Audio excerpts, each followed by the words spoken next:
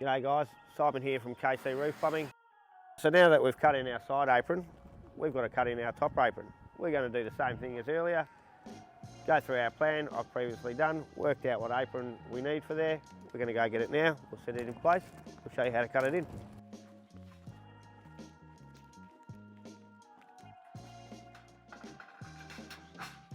So we're just going to set it up against our back wall. I'm going to move to this corner, just show you what I do first. I think it can be easier, especially if the cut's not straight. For those that don't really know how to mark things 100%, we'll go from there. So the first step I like to do is measure our side apron. In this case we've got 320. We're going to come across our top apron 320.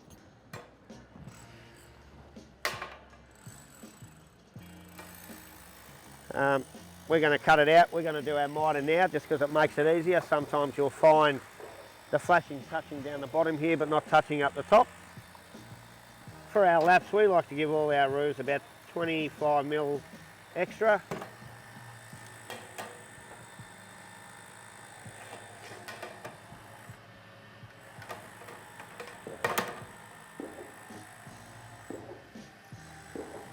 Put our ruler on our line, do our marks. We're pretty much going to cut all this out first before we even bother about trying to cut our top apron in.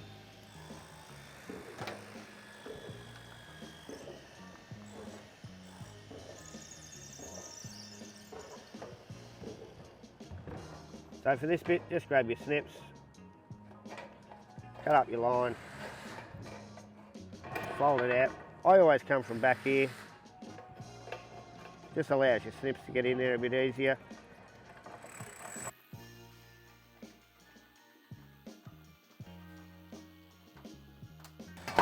Once we've done that, we come back with the same snips, no need to change. Just cut that little tag off, set it in place. We're nice and tight in this corner here, gives us a nice good coverage. We're ready to go. We've got no excess material here scratching our apron. So then we can go ahead and go to the next step. So as we can see, we've got our flashing in place. As you can notice, we've got a little downturn here on the front of our flashing and some ribs. So we've got to work out how to cut these ribs out to get this flashing to sit nice and over. We've cut our side. We're going to go ahead and pin it in place so that it doesn't move when we're marking it out.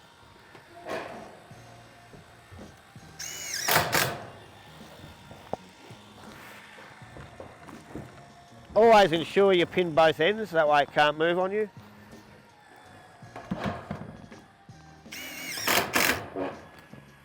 We're nice and tight, hard against our wall, ready for marking. So if we'll start at this end. The way we do this is, so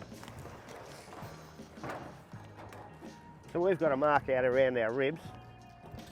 We've got 4 lines we're going to follow and allow us to cut it. The easiest way is I start on the right, do a mark where your right line is, come up to your top, move across, then come down the other side. We're going to repeat this process for every rib. Eventually we will cut with our snips up to these lines, going from bottom to top, all the way through our apron. That's going to allow us to cut out around the ribs and have our apron sitting nicely. So let's go ahead and mark them all.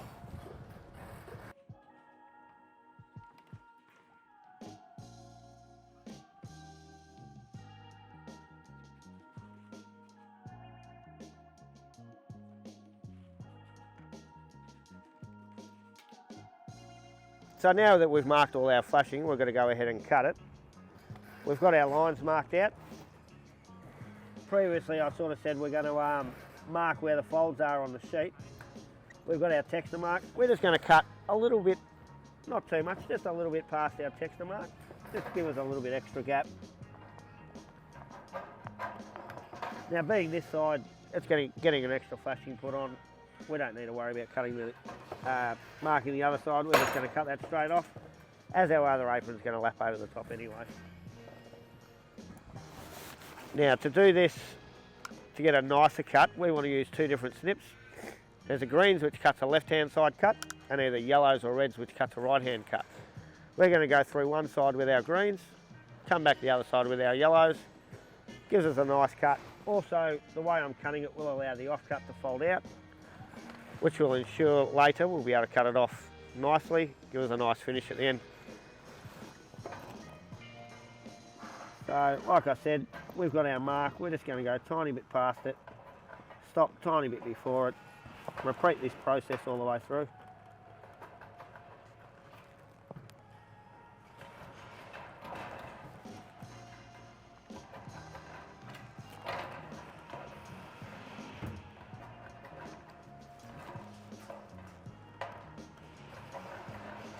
So now that we've gone along and cut one side with our greens, we're going to get our yellows out, or reds, same. I prefer yellows, they do a nice straight and neat cut. Come along and cut the other side.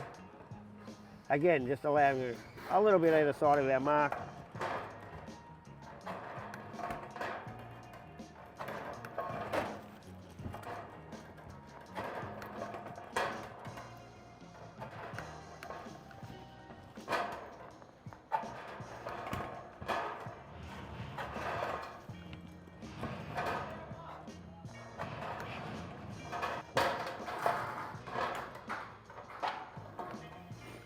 Now that we've cut them with our other side, we've got to go ahead and cut the other ones off.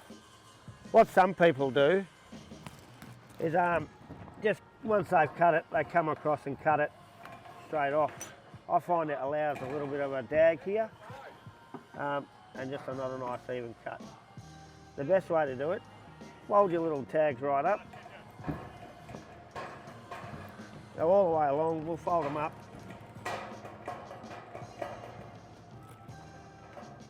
We'll repeat the process all the way along. Get our snips nicely in the corner, come behind our fold, give it a little twist, and as you can see, we've got a much nicer cut.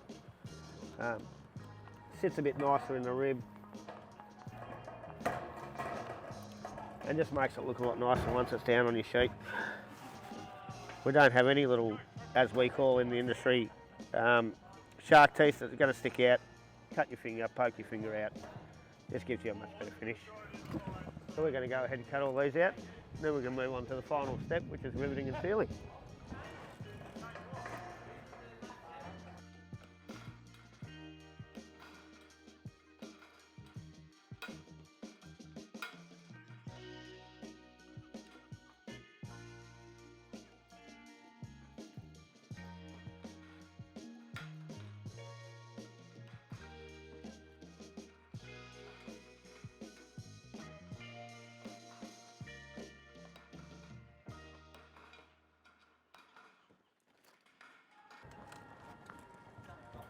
Alrighty, so we finished cutting out all our ribs.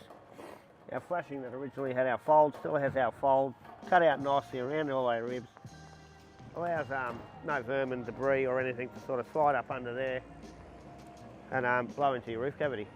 So now that we've cut in our flashing, we've got to go ahead and screw it all off. Don't know if you notice here, but you're going to find you've got a bit of a gap at the moment due to the fact we've only pinned them back.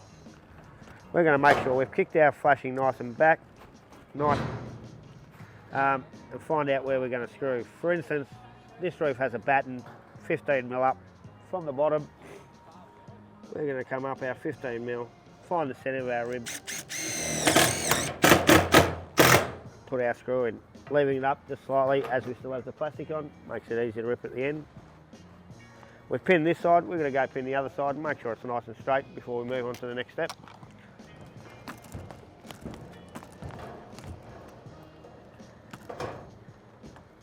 Kicking our flashing nice and back, getting our 15mm mark.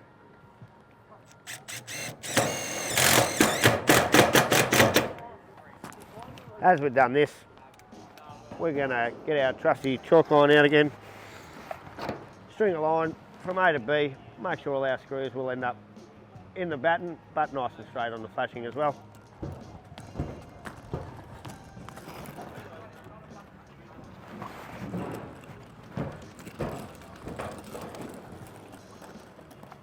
Again, coming off our other screw, nice and centre of our second point. Nice string there. We've got our nice straight line we can screw to.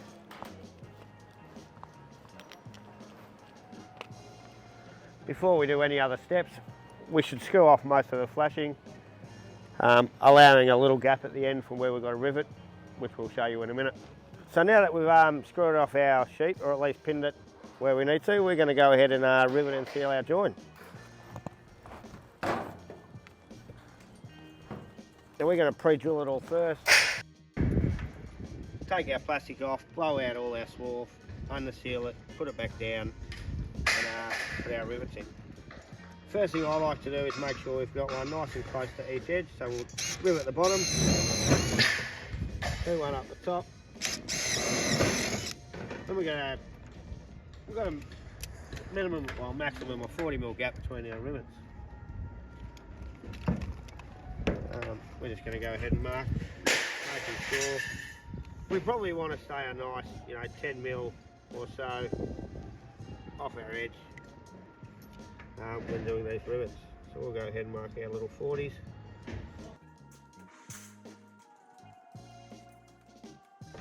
Even though we've got a gap there, we're still not allowed to go more than 40. We're going to put an extra one in. Do the same thing up the back. Come up about 10 from our bottom and do our 40mm. One at the top.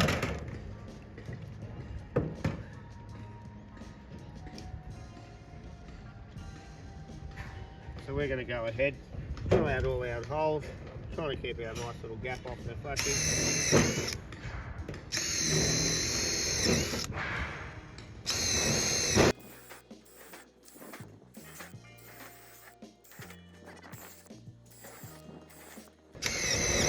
Notice as I'm doing it, I'm sort of trying to grip the flashing back just to make sure nothing moves. Alright.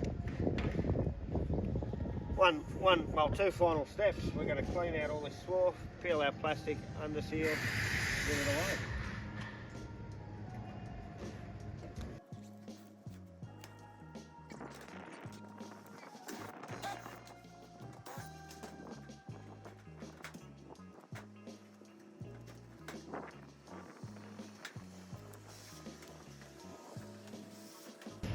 As you can see, most of the swarf sort of come with us, which is why I leave the plastic on, just to make sure. We're going to get our blower, blow out our join and under-seal it.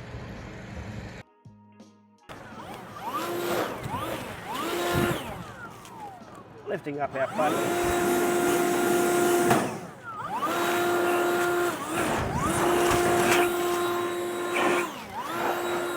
And now that we've blown out our join, we're going to go ahead and seal it. Sure we get right down the back at the top, all the way up, lift it up, try and get nice and in this corner, following our rivet mark, or just about, just behind where our rivet sort of holes have been drilled. You'll notice when we put it down now, we've got nice consistent sort of bit of silicone oozing out all of our holes. It just ensures that we've under-sealed it nice and correctly. Because I pinned the top and bottom, I'm going to start at the top, just wipe that little bit of excess away.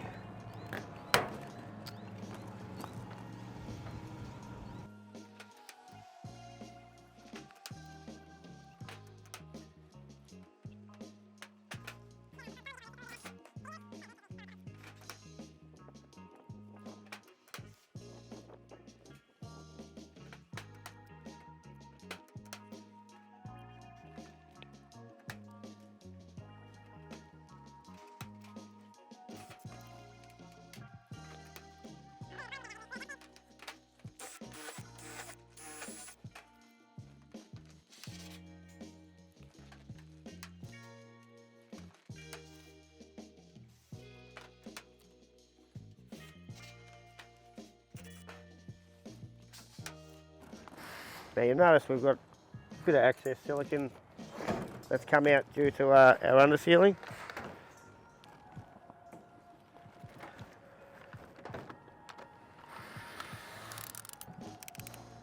I'm just going to get my knife out and just clean that up a bit, just nice and gently, all the way to the top.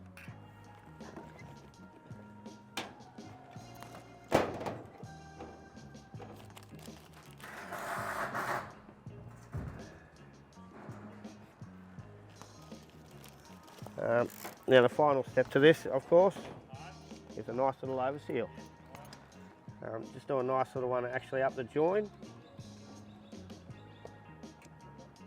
Make sure we've got a nice little decent amount in the corner through the upstand. I like to start at the top, just give the corner a little bit of a smudge. Come down. Also, we've got exposed rivets now. We're going to go ahead and just put a little dab on the top.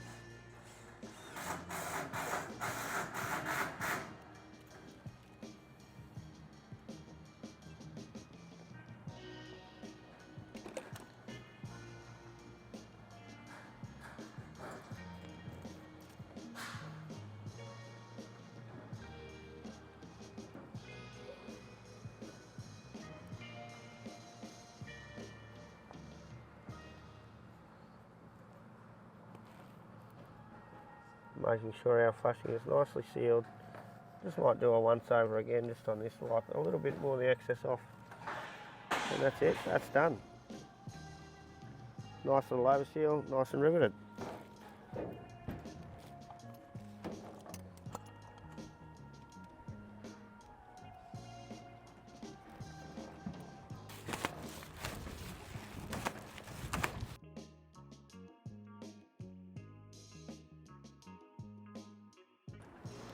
And there you have it. This piece is all fully complete. So this process is probably pinning the apron either side, top and bottom, when you go to cut it in. For instance, the top one, we pinned it at the top either side, it can't move. The side one, we pinned it top and bottom. Once we had it all cut in, that will allowing it not to move, and it's going to sit in its final place.